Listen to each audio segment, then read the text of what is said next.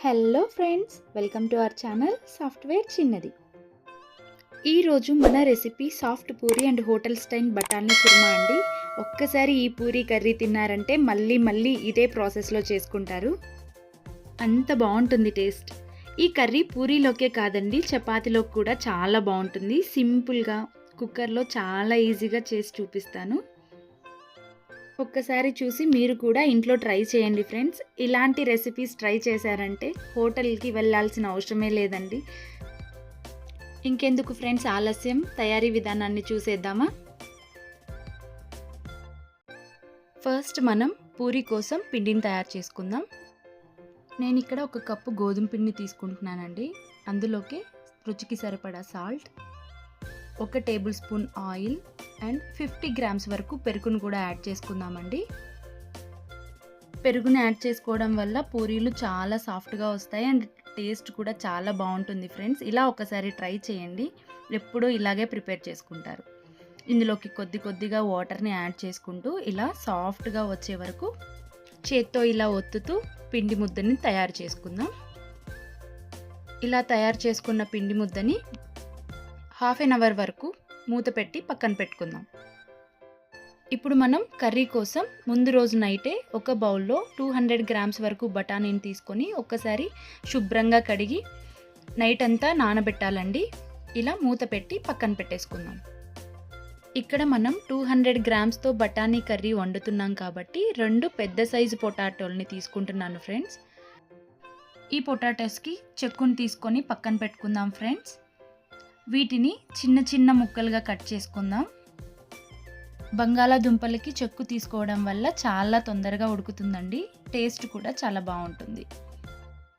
నేను ఇక్కడ మరీ పెద్దగా కాకుండా మరీ చిన్నగా కాకుండా మీడియం సైజులో ముక్కల్ని కట్ చేసుకున్నాను ఫ్రెండ్స్. ఈ కట్ చేసుకున్న ముక్కల్ని వాటర్లో యాడ్ చేసుకుందాం. వాటర్లో వేసుకోవడం వల్ల కలర్ చేంజ్ అవ్వకుండా టేస్ట్ కూడా మారకుండా ఉంటాయి ఫ్రెండ్స్. ఇప్పుడు ఒక మిక్సీ జార్ని తీసుకొని 50 గ్రామ్స్ వరకు కొబ్బరి ముక్కల్ని ఇలా చిన్నగా కట్ చేసుకొని యాడ్ చేసుకుందామండి. ఇందులోకే 10 నుండి 12 కాజును కూడా యాడ్ చేస్తున్నాను. ఇప్పుడు కొద్దిగా వేరుశనగ పలుకుల్ని కూడా యాడ్ చేసుకుందాం.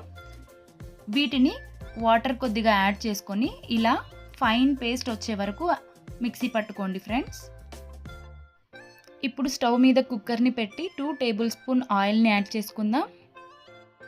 వేడయ్యాక 1/2 ఇంచ్ దాల్చిన చెక్క, 2 యాలకులు, 1 బిర్యానీ ఆకుని ఇలా తుంచి వేసుకుందామండి. ఇందులోకి 4 నుండి 5 లవంగాలు, కొద్దిగా రాతి పువ్వును కూడా యాడ్ చేసుకుందాం. ఈ మసాలాలన్నింటినీ స్టవ్ లో ఫ్లేమ్లో పెట్టుకొని ఫ్రై చేసుకోవాలి. 1 మినిట్ ఇలా ఫ్రై అయ్యాక కట్ చేసి పెట్టుకున్న పచ్చిమిర్చిని కూడా యాడ్ చేసుకుందాం.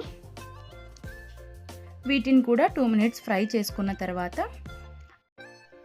ఇలా సన్నగా కట్ చేసి పెట్టుకున్న ఉల్లిపాయను కూడా యాడ్ చేసుకుందాం. ఉల్లిపాయలు తొందరగా వేగాలంటే ఒక చిటికెడు సాల్ట్ని యాడ్ చేసుకోండి ఫ్రెండ్స్, చాలా తొందరగా వేగిపోతుంది. ఆనియన్స్ కొద్దిగా ఫ్రై అయ్యాక 1 టేబుల్ స్పూన్ అల్లం వెల్లుల్లి పేస్ట్ని కూడా యాడ్ చేసుకుందాం. అల్లం వెల్లుల్లి పేస్ట్ పచ్చి వాసన పోయే వరకు ఫ్రై చేసుకోండి ఫ్రెండ్స్.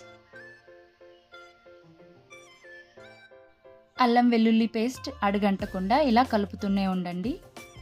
ఒక 2 మినిట్స్ కలిపారంటే సరిపోతుంది.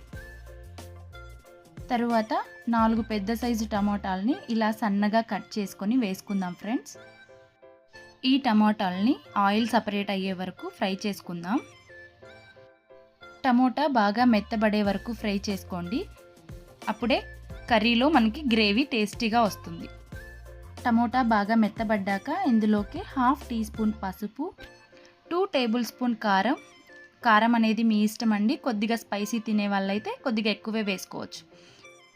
1/2 టీ స్పూన్ జీలకర్ర పొడి, 1 టేబుల్ స్పూన్ ధనియాల పొడిని కూడా యాడ్ చేసుకొని ఈ మసాలాల్ని బాగా కలుపుకుందాం.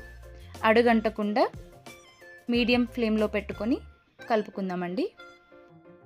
ఇలా 2 మినిట్స్ ఫ్రై చేసుకున్న తర్వాత ముందుగా నానబెట్టిన బఠానీని కూడా యాడ్ చేసుకోవాలి. మీరు పచ్చి బఠానీనైనా వేసుకోవచ్చండి. నేను ఇక్కడ ఎండు బఠానీని నైట్ అంతా నానబెట్టి ఇందులోకి యాడ్ చేస్తున్నాను. ఇప్పుడు కట్ చేసి పెట్టుకున్న బంగాళాదుంప ముక్కల్ని, రుచికి సరిపడా కల్లుప్పును కూడా యాడ్ చేస్తున్నాను ఫ్రెండ్స్. ఇప్పుడు స్టవ్ని లో ఫ్లేమ్లో పెట్టుకొని ఈ మసాలాలంతా ముక్కలకి బాగా పట్టే వరకు ఫ్రై చేసుకోండి. ఇలా అప్ టు 5 మినిట్స్ వరకు ఫ్రై చేసుకోండి ఫ్రెండ్స్. ఇలా ఫ్రై చేసుకున్న తర్వాత ముందుగా మనం మిక్సీ పట్టి పెట్టుకున్న మసాలాను కూడా యాడ్ చేస్తున్నాను. ఇప్పుడు ఈ మసాలాని కూడా పచ్చి వాసన పోయే వరకు ఫ్రై చేసుకోండి. ఇలా ఫ్రై చేసుకున్న తర్వాత ఇందులోకి 2 నుండి 3 గ్లాసుల వరకు వాటర్ని కూడా యాడ్ చేసుకుందాం. వాటర్ని యాడ్ చేసుకున్న తర్వాత ఇలా ఒక్కసారి కలుపుకొని ఇందులోకి కసూరి మేతిని ఇలా నలిపి వేసుకోవాలి.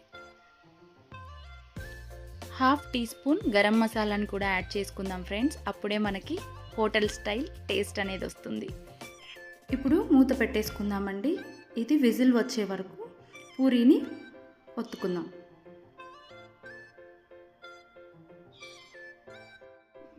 పూరీని కొద్దిగా మందంగానే ఒత్తుకోవాలి ఫ్రెండ్స్.